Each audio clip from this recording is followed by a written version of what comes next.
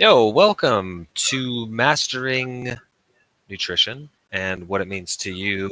I'm here with Zach Bush. Zach Bush is here with me, however you want to spin it, depending on what channel you're watching on, because we're streaming on both of them. I appreciate you being here, brother. I love doing these with you. This is something that I've been passionate about for a very long time, and having met you and putting all these pieces together, um, lights and things are happening in my life. Before we get to that, I want to just mention if you missed last week's, these are we're going in order here. This is week 2 of what we have a 12-week kind of course planned out. It is advisable to kind of go back and check out last week's. While you may think that goal setting and nutrition are two different things, knowing where you're headed will affect this conversation that we're having tonight. So now that I've said that, Zach, appreciate you being here, brother. Yeah, man. I'm glad to be on here with you. Like you said, every Tuesday, something fun to go on. But yeah. I think today is going to be a really good one. It's the foundation, right? I mean, we talk about goals, which is kind of the foundation of everything, but the nutrition is the foundation of health improvement, of life improvement, of even wealth improvement. So I think abs aren't made in the kitchen, or abs are made in the kitchen. So Yeah. like that's why nutrition is the base block. It doesn't matter what you do, doesn't how much workout you do. It's way easier to eat more calories than you burn. So it's definitely a super important topic, something I am also passionate about, and just trying to figure out how to make it easier and why it is so important. Yeah. It's one of those things. Like, I talked about it actually today in one of the reels that I did. That a lot of the times we have this like afternoon kind of lull thing, and you may not be putting the pieces together that what you're putting in your body is kind of causing that. Yeah, you've been awake for a little while, and you are getting tired as the day progresses. But did you just eat a turkey sandwich, and now I forget what the component in turkey that's like liniment or something. Oh yeah, Yeah. yeah. Um, I understand. but like I went for a run like 2 hours after I ate lunch today, which is not typical, and man, I was feeling it, because lunch is my first meal of the day, and so it's typically it's your breakfast. It's a big meal that I'm packing a bunch of calories in. Like, no, you shouldn't be going for a run after eating a big meal like that. But yeah, it's super important. I know. Do you have any other things that you want to like mention of why we should be focused um, on nutrition before we kind of roll into the ins and outs, the nuts and bolts of it? No, I think like you said, it's very easy to have your food affects how you feel. And you mentioned the afternoon like slump, right? For me, that was like 2:30. That used to be 2:30 all the time. And then way back in the day when I first kind of got interested in nutrition, did the paleo diet, which that was when I was in high school, and there wasn't as many resources as there is now for paleo and eating better. And like it certainly wasn't a big thing as it was 14 years ago when I first started it.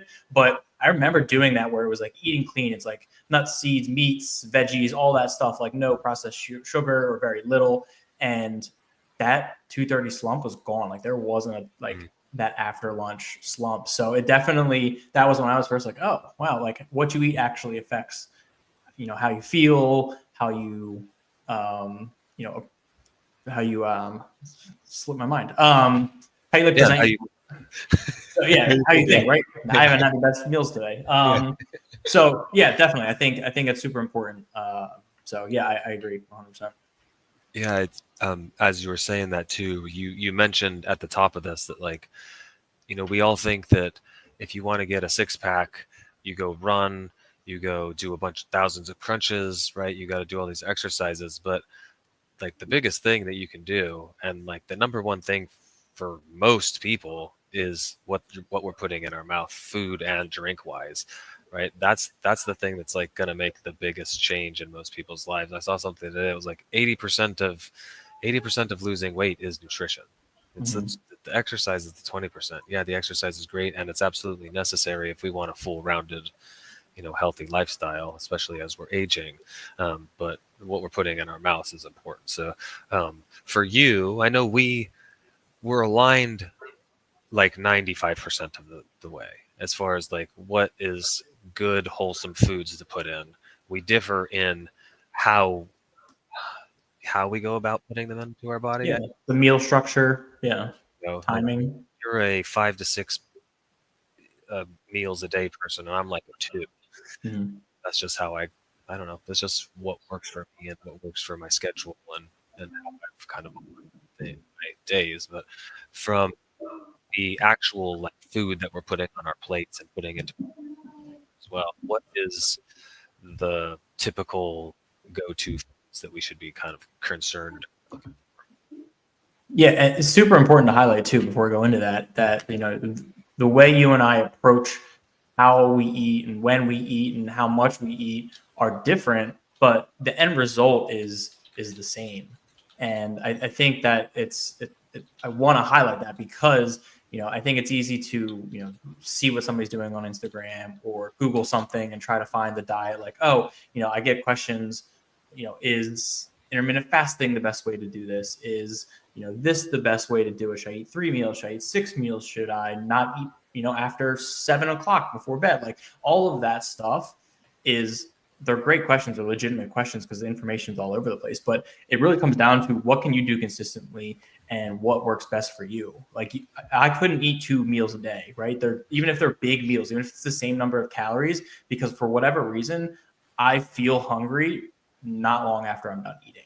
So for me, I would rather have 5 smaller meals spread throughout the day because I know an hour after I'm done eating, I'm already going to be eating again within that next hour. So for me, mentally, it's just easier to do it that way. It allows me to be more consistent when it comes to eating. So I think it's important to highlight that portion of it is that you need to figure out what works for you. What's your schedule, right? Do you have kids? You have a wife? Do you have a husband? Are you a W-2? Are you an entrepreneur? Are you running around? Like, are you doing all these things? Whatever is going to make it easiest and more consistent for you is the most important thing.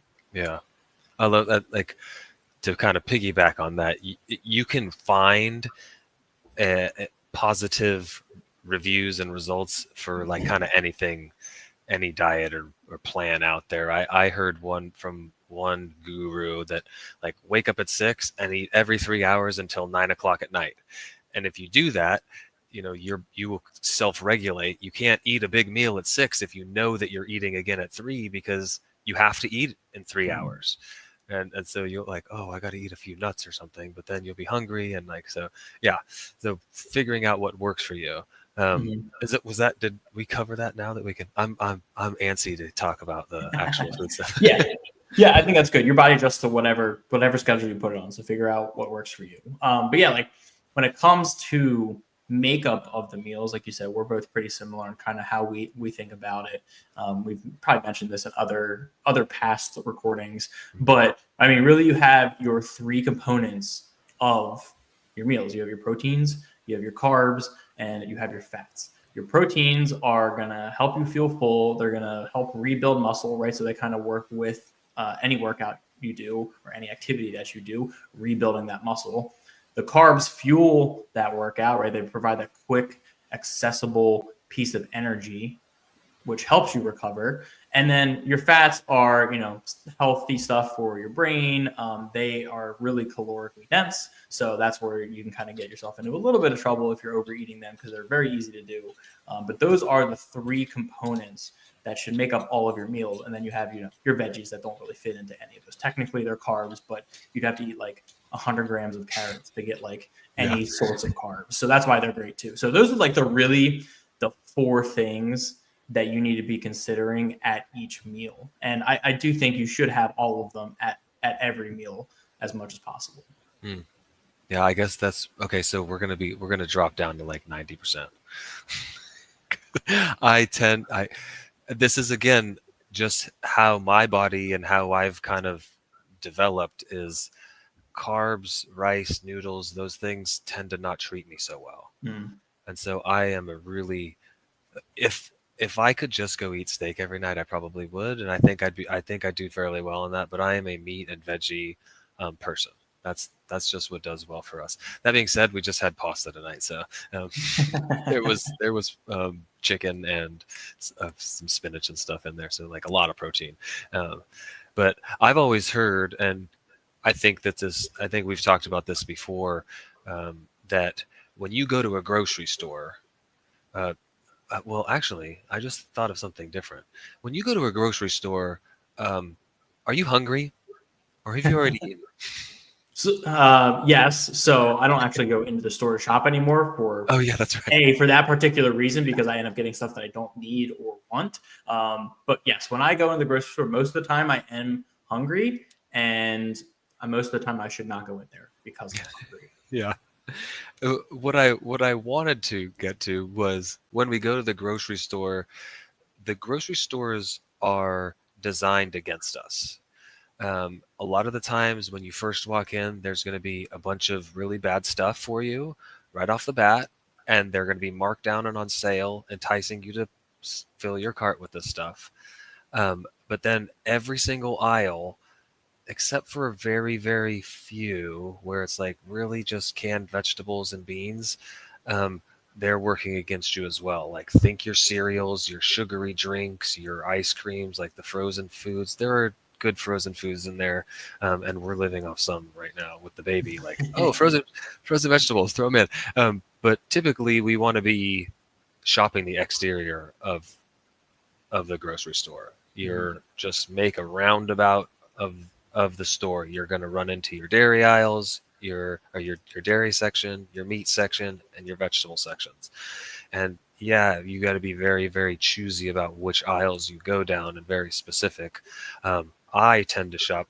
I don't feel the hunger thing, so we shop Sunday mornings, and I go with a freaking list, right? Like you're saying, you have a list and you order your food, so when you show up to the grocery store, you don't make any spur of the moment decisions. I've been able to, that's where I have self control, is my spur of the moment decisions at the grocery store. I do not veer from the list, very, very rarely, because if I veer from the list and I bring it in the house, I'm eating it, and I'm going to eat it in one sitting. I think our business coach Jesse Stanton has a infamous picture of me. It was a little bit of a joke, but I'm sitting on a chair and I have a gallon of ice cream and I'm going to town. And is his screensaver for a long time. But are there go-to proteins that you have? I mean, when I hear proteins, there are so many different ones, but fish, pork, steak, chicken, and then you have your other ones that are not animal based but like plant based ones. Are there ones that you particularly find are the most valuable, maybe the most bang for your buck protein wise? Yeah, I mean, chicken's always the go-to for protein, right? I mean, it's the reason, especially chicken breast. The reason that is because it is purely protein. I mean, there's very little fat in it. That white meat is very, very little fat. So and again, not that fat's bad. Some people don't react well to red meat, so your ground beef and your steaks and stuff like that. So that's part of the reason. But ground beef has a lot of fat. You can get the 80-20, 90-10 ones, but the red meats will get you those high fat calories, which adds up. So for me, I mean, we have chicken breast every week. It might be just a few, or it might be a bunch, right? We might have one for 3 meals with chicken breast, or 2 at most. But it's chicken breast and it's ground turkey. Those are like the 2 big ones that we always hit, because that ground turkey is a lean meat. There's very, very little fat in that as well. You could even do pork tenderloin. That's another one where it's all protein, very little fat. And that's going to help you keep the calorie amount down because there's not a lot of fat in it. It can dry out a little bit, so you have to be careful on how you prepare it. But most of the time, if you season it right and cook it with other stuff, like, it's going to be fine. It's going to be tasty, and you won't even miss that fat stuff. And honestly, for me, like, those are the best ones that you can get. Yeah, I agree. And once you find the right cook for you, you can eat chicken breast a lot. I grew up on really dry chicken breast, and so it took me a long time to like, oh yeah, I can eat chicken, because dry chicken is it's tough. I mean, there's Yeah. people out there that like dry chicken. So if you're listening, no offense, but And that's what uh, like ketchup for. That's what barbecue sauce is for. That's what right, like yeah, Chick-fil-A sauce is for. I mean, it's one of those things too where it's like, yes, is Chick-fil-A sauce the best thing that you have? No. But if you're having home cooked chicken breast and with some Chick-fil-A sauce and that's what's making it work for you, like that's not gonna that shouldn't be the deal breaker. It shouldn't doesn't need to be perfect, doesn't need to be this crazy strict thing, right? Have some Chick-fil-A sauce, load it up with some barbecue sauce. It's gonna be better yeah. than eating out for sure. And if you want to like really know the chain of nutrients that are getting it, you can make your own barbecue ketchup, Chick-fil-A sauce even. I don't, maybe that's a hidden secret, but I bet you that if you Googled it, you'd find some Etsy or whatever recipes for Chick-fil-A sauce. Um, we've talked about like the food aspect wise, right? Now, what about drinks? It's a good question. Drinks are one of those things, again, like those empty calories, those liquid calories. That's where you can really start adding it up. And clients that I've talked to in the past, they don't even realize like it's not a purposeful thing that the soda that they drink, how much calories is in that, or their little fancy double frappuccino, like basically milkshake coffee that they have in the morning. So that's where things can add up really quick in the calorie portion. And that's why it's like, oh, having a salad every day for lunch. I'm eating, chicken for dinner. I'm having eggs in the morning. It's like, okay, well, that sounds great. Like, what are we drinking? And I think that's where things can get off the rails too. So it's like we get so focused on the food that we forget about the drinks that we have. So obviously having water is going to be of the utmost importance for, a multitude of reasons, right? We talked about earlier about how, how good food makes us feel so we don't have that crash later. But that hydration, right? We're made up of, I don't know, 70, 80% of water. So like when we don't have enough water in us, our cells aren't working right. Our brain cells aren't working right. We're a little slow. I forget the study. There's some stats that I remember seeing somewhere that like a certain percentage dehydration is like being, having two drinks, like two alcoholic drinks. And, having a 2% dehydration level is like you aren't like able to pass a breathalyzer like that much. Like it has that much effect on you, like just such a little dehydration and what it results in. So water, obviously everybody knows to drink water. It's not always the best thing to drink. I love the taste of water. I don't know how you feel about the taste of water, but it's the best ice thing. cold, just like Oh, you do ice cold? No, I'm like no, the like water. that's my favorite. I don't drink it. Oh. I don't drink it very often because it's not as good for your body, I guess, as far as hydration goes. But like, oh man, I like an ice just Yeah, well, especially living down in the heat in the yeah, summertime, like having a yeah, nice cold glass when you come in from your sprint Sundays. yeah. That's right. Sunday sprint day. On the water topic, we did a challenge. This is going back, I don't know, 5 months or something like that, a while ago. And one of the first parts of the challenge was drinking X amount of water a day. I had a bunch of people actually reach out and say that really changed the way they felt during the day. I personally, like, I will get a not crazy headache, but like a dehydration headache. I don't know, like, and when I think about it, why do I have a headache right now? I go, oh man, I have not had enough water today.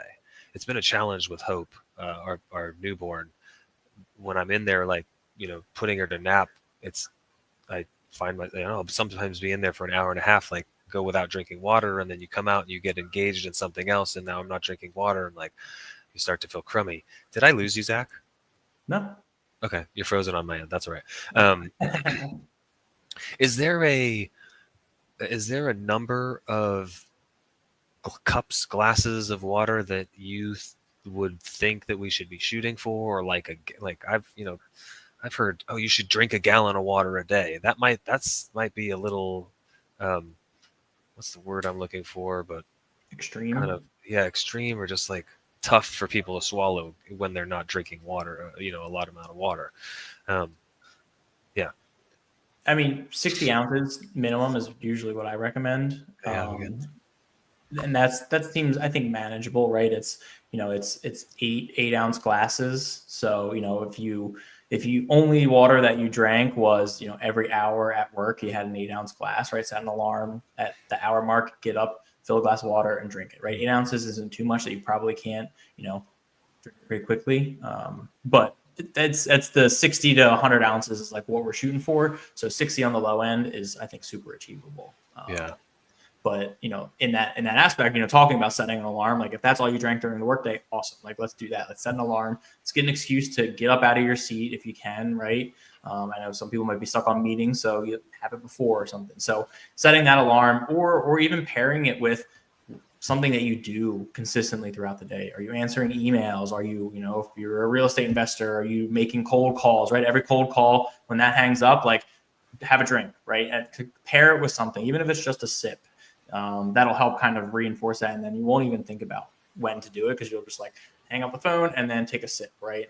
So that's one way to do it. And then another way is actually using a straw. So you actually drink a lot more when you do it through a straw. I don't know why. I don't know the exact study or the reason for that, but that's always the tip that I've heard is like drink stuff through a straw. You either drink it faster or drink it longer. I forget which one it is, but that's another little tip that if you feel like you're not getting enough water, you want to get more, try giving that a shot. Yeah, that's interesting. I've heard people that like just go buy a half-gallon jug too, and like, okay, I got to drink this by noon or whatever. It's funny you mentioned the talking to sellers because when I was first starting to make calls, or first learning to get good at calls, and shutting my mouth, I actually used drinking water as a little like trigger to not to dude, you asked the question, now it's time to shut up, and I'd start drinking water, and like I'd drink a gallon in an hour. Not that, but yeah. There is a point of you can drink too much water. I want to point that out. You can get like water intoxicated, and I know this because I did in boot camp. Silliest little story is like the drill instructors had to prove that they were keeping their troops hydrated, and so they chose one person, like, hey, you're our water person, when it comes time you're going to be the one that goes and tests. And so they were just like constantly giving me water, and when they finally took the test, they were like, okay, you can't drink any more water, dude, you are overhydrated, you're going to get sick. Like, okay. We do have or I guess before we get to the kind of goal challenge, if you want to call it, for the week, do you have anything you want to wrap up? No, I think we covered a lot of the main things, right? What our meals are made of, what we need to drink. Those are the two biggest things. So no, I think we covered it pretty well. Yeah. We had a plan here for this, which was tracking your meals for 5 days this week. You can start it today. You can start tomorrow morning if you want. You can wait till Friday, whatever you choose. I was wondering if you wanted to take it even a step further, Zach, and write down literally everything that goes into our mouths. Mm-hmm. The food audit. Yeah, food audit. And let's leave it up to the audience. How about that? Is that good with you?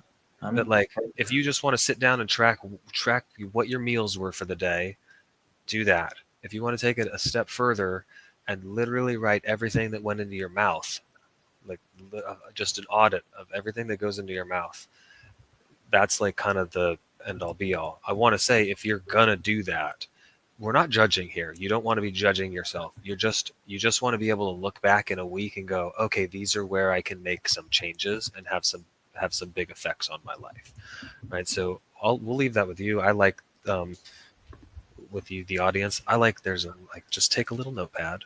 This is what I check my miles with, but this is like the size notepad that I would do. And like, if I drink 8 ounces of water, 8 ounces of water.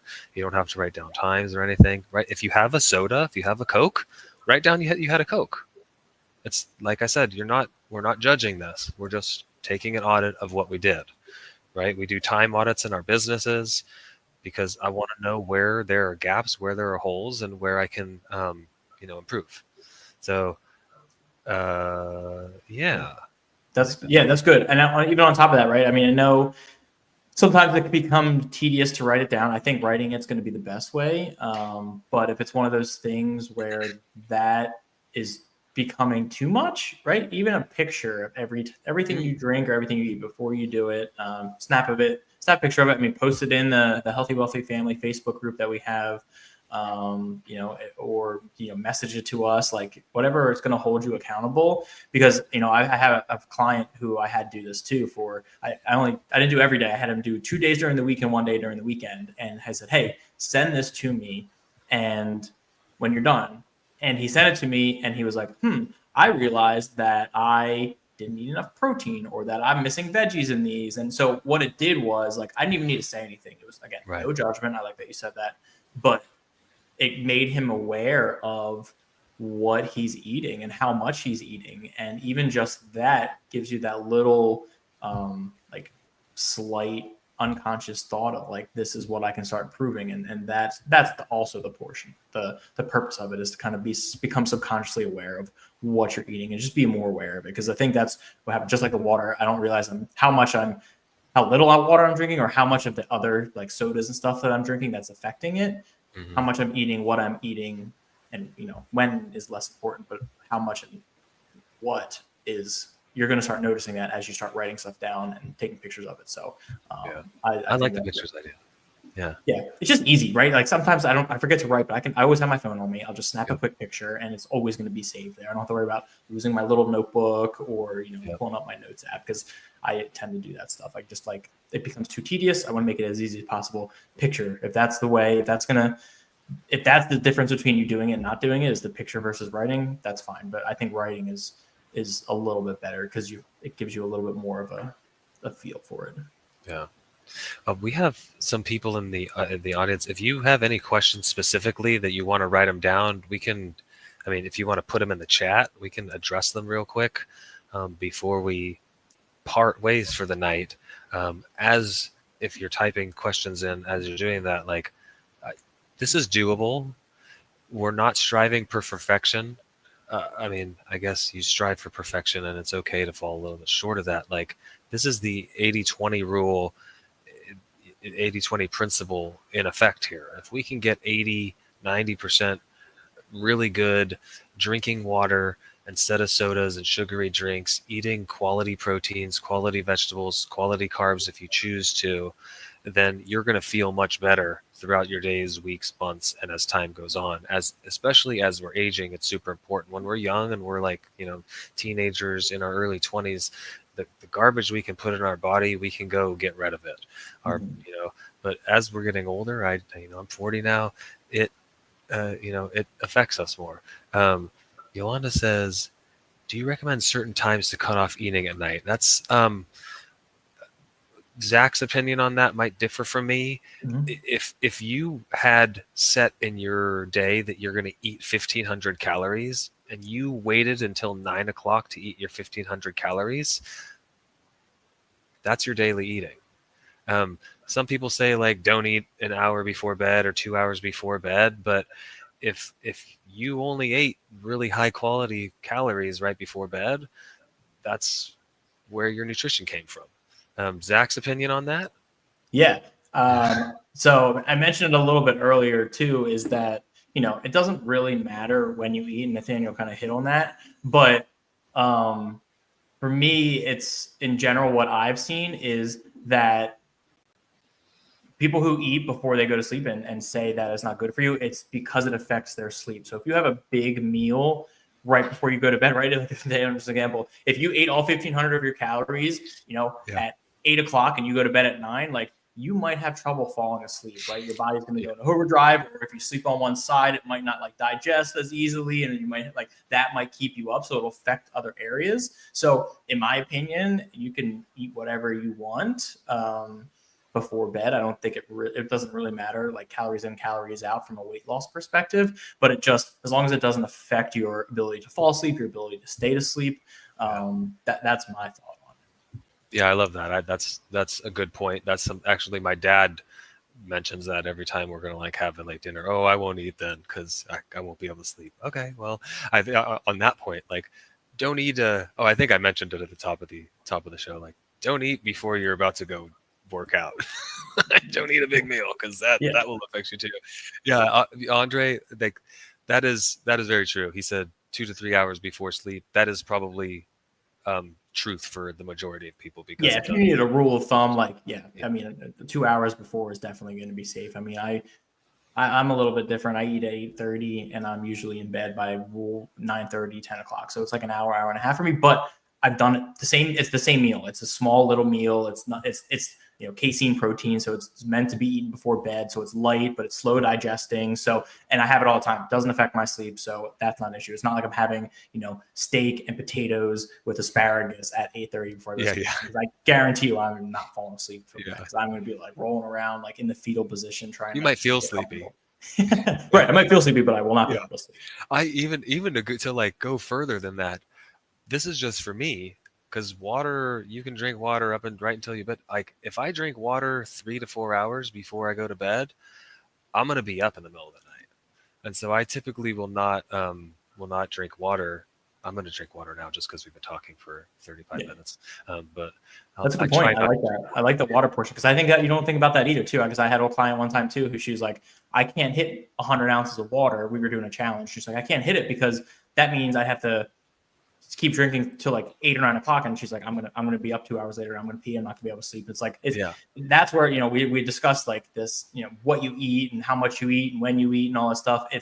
It's not this prescription. Like I wish how easy it would be as a coach to be able to say, here's exactly what you need to eat when and how much to every single person based on your age and your height and your weight and all that stuff. Like I wish, but a lot of this stuff, unfortunately, is like, it just depends on how you react to certain things. So you kind of have to play around with it. And sometimes it's just trial and error. And I can give you advice that works for me. Nathaniel can give you advice that works for him, but it's going to vary just between us. I mean, look, we are two different ways throughout the day. So it's just something to consider as you work through your journey. I wanted to make a joke there, but yeah. And Zach looks and feels so much better than me. No. Oh yeah. So Yolanda, I'm assuming this is Yolanda because it's just Yoli, but I think it is Yolanda Stewart. There is no cut and dry answer, unfortunately. Do what's kind of works for you, what works for your schedule, right? I think we're beating a dead horse here, but like I try to get 20 ounces of water within 15 minutes of waking up. That's like what works for me. I haven't drank water for 10, 12 hours at this point. I want to load up. That's not my ice cold water. I do not drink ice cold water. Wake up, immediate brain freeze. Yeah. If as long as nobody has, I see Yolanda. That's what I thought. Appreciate y'all for being here. If you want to kind of dive deeper into this topic with us, we are opening up some slots to do so, where we can kind of have a honed in, especially if you've already done this week of tracking what you've put into your mouth, whether that be 5 meals or literally everything. And then we can kind of look at it together and go through this stuff and kind of hone in what you're working on. Zach and I would love to take the time to do so with you. The nutrition, like we said, is the first stop. We will get to exercise. We will get to, what you should be doing, how long you should be doing it, those types of things.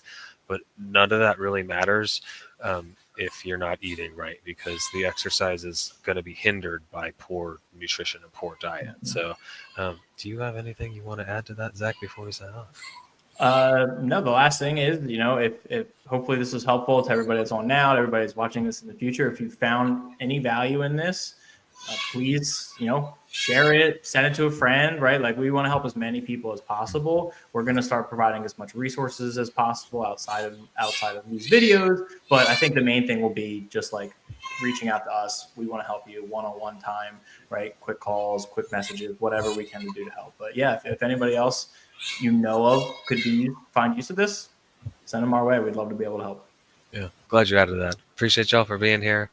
Like you said, share the video with whoever you think might get some value out of it. If you haven't so far, whichever channel you're watching this on, hit the thumbs up so YouTube can see that we've provided some value to you. And if you're not already subscribed.